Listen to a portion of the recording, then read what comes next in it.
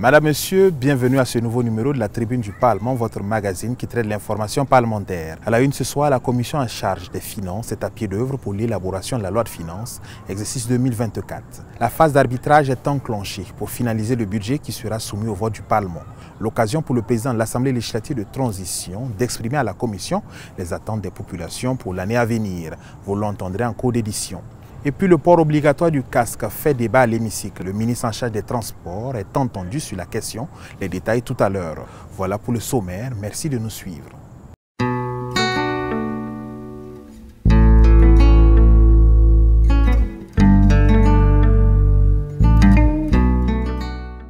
C'est une première au Burkina Faso, une tauge unique en Faso d'Anfani pour les nouveaux enseignants d'université promus au CAMES. Une volonté des premiers responsables de la transition de promouvoir le pain tissé burkinabé.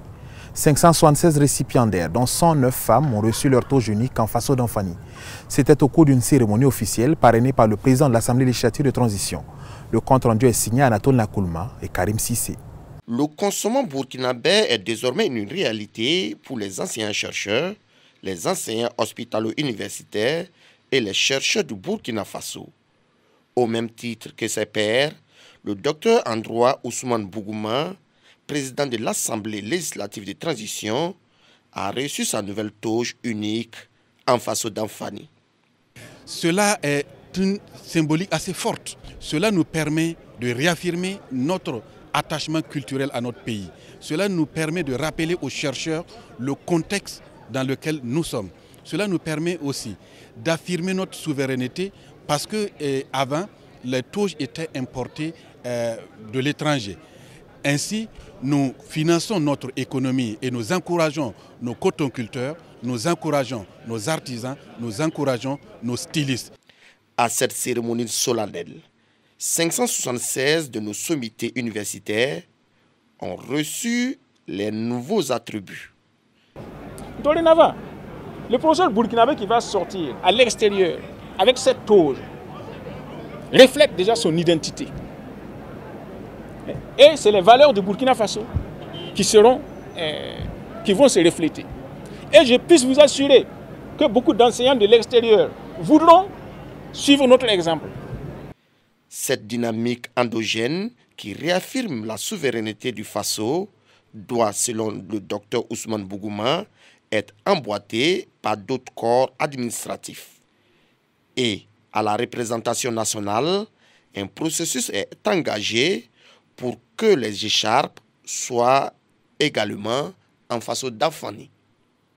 Le président de l'Assemblée législative de transition, le docteur Ousmane Bougouma, a fait le déplacement de Koudougou le mercredi 29 novembre dernier pour échanger avec les acteurs chargés de l'élaboration du projet de loi de finances pour l'exécution du budget de l'État, exercice 2024. Il s'agit entre autres des députés membres de la Commission des finances et du budget, la COMFIB, et des techniciens du ministère de l'économie et des finances réunis dans la cité du Cavalier Rouge du 26 novembre au 4 décembre 2023 pour procéder à l'arbitrage du budget de l'État, exercice 2024. Ce fut aussi l'occasion pour le chef du Parlement d'encourager les participants à leur exprimer les attentes des populations burkinabées. Autour de la même table, les députés de la Commission des finances et du budget et les experts du ministère de l'économie échangent sur le budget de l'État exercice 2024.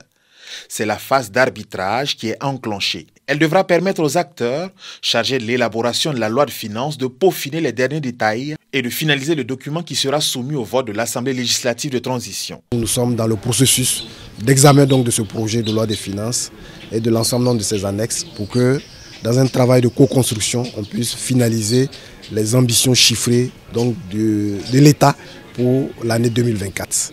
Donc le processus a commencé déjà 2 mois, voilà. Et donc nous espérons qu'à travers cet atelier qui doit nous permettre de finaliser les derniers chiffres et d'établir un rapport qui sera donc destiné à la représentation nationale pour le vote de la loi des finances. C'est le lieu pour le chef du Parlement d'exprimer aux acteurs les attentes des populations. Pour ce faire, il a fait le déplacement de Koudougou. Le budget de l'État doit permettre de répondre aux impératifs du moment. Nous sommes dans un contexte sécuritaire difficile. C'est dire que le budget 2024 doit permettre de répondre aux impératifs sécuritaires, permettre ainsi de pouvoir continuer le combat qui est engagé sur le terrain. mais pouvoir continuer aussi de prendre en charge la situation humanitaire difficile dans laquelle se trouvent nos populations. C'est en cela que c'est à la fois un budget de guerre pour répondre au contexte sécuritaire, mais un budget de résilience aussi pour répondre au contexte humanitaire de notre pays. Cette rencontre de Koudougou va se charger également d'élaborer un projet de rapport sur la dite loi de finances qui sera soumis en plénière au vote des députés conformément aux dispositions de la Constitution.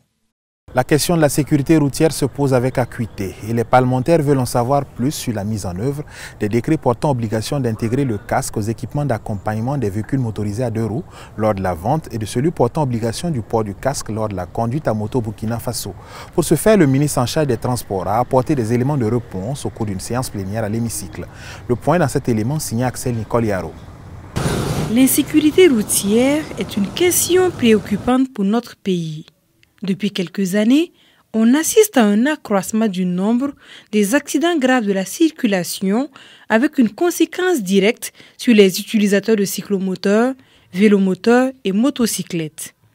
Soucieuse de cet état, la députée Bénédicte Baïlou a interpellé le ministre en charge des Transports Roland Somda sur les mesures à prendre pour une application effective des décrets portant obligation d'intégrer le casque aux équipements d'accompagnement des véhicules motorisés à 2 roues lors de la vente et de celui portant obligation du port du casque lors de la conduite à moto au Burkina Faso. Au titre du décret 2005-196 du 4 avril 2005, rectifiant les articles du décret 2003-418 du 12 août 2003 stipulant que le non-respect de l'obligation du port du casque de protection est retenu comme une infraction de première classe et sanctionné par une amende de 3 000. Le patron des transports a révélé que depuis 1978, l'administration des transports a la volonté d'améliorer l'environnement juridique du port du casque au Burkina Faso. Nous travaillons avec les établissements de grande masse, notamment le ministère en charge de l'éducation nationale, pour voir comment, en plus du code de la route qui est pris en compte cette année, les années à venir, on pourra intégrer dans les règlements intérieurs la question du port du casque pour le rendre obligatoire. Le ministre Roland Somda a informé que son département mène de multiples actions de promotion de la sécurité routière et entend poursuivre la sensibilisation jusqu'en 2024 avant de passer à la répression continue.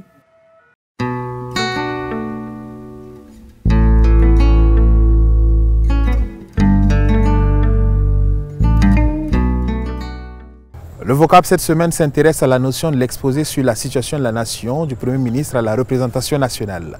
De quoi s'agit-il? Quelle différence peut-on faire entre cet exposé sur la situation de la nation et la déclaration de politique générale? Élément de réponse avec Rodrigue Caboret, directeur des séances, des commissions et de l'appui au contrôle parlementaire à l'ALT. L'exposé sur la situation de la nation est un exercice qui est prévu par la Constitution en son article 109 qui dispose que le Premier ministre expose directement aux députés la situation de la nation. Cet exposé est suivi de débats, mais ne donne lieu à aucun vote. Également, le règlement de l'Assemblée législative de transition, en son article 157, dispose que chaque semestre, à compter de son investiture, le Premier ministre expose directement aux députés de la transition la situation de la nation. Ce qui fait que depuis l'installation du Premier ministre en novembre 2022, il est passé au Parlement faire un premier exposé le 30 mai. Pour le second exercice de l'année, il est dans nos locaux pour faire le point semestriel des activités du gouvernement. Auparavant, ce même exposé se faisait une fois par an. La déclaration de politique générale, à la différence de l'exposé sur la situation de la nation, est un exercice que le Premier ministre est astreint à se soumettre et cela est encadré par les dispositions de l'article 163, alinéa 4, 5 et 6 de la Constitution et l'article 156 du règlement de l'Assemblée législative de transition. Ces différents articles disposent que le Premier ministre vient faire une déclaration Et cette déclaration est suivie de débats et donne lieu à un vote. Ce vote, s'il est accepté, permet l'investiture du Premier ministre. Pour l'exposer sur la situation de la nation, il fait le bilan de ce qu'il y a eu comme activité durant les 6 derniers mois, vu que c'est semestriel présentement. Et il donne les perspectives pour les 6 mois qui suivent. C'est tout pour cette émission que j'ai eu du plaisir à vous présenter. Merci de l'avoir suivi. À très bientôt pour de nouvelles informations parlementaires.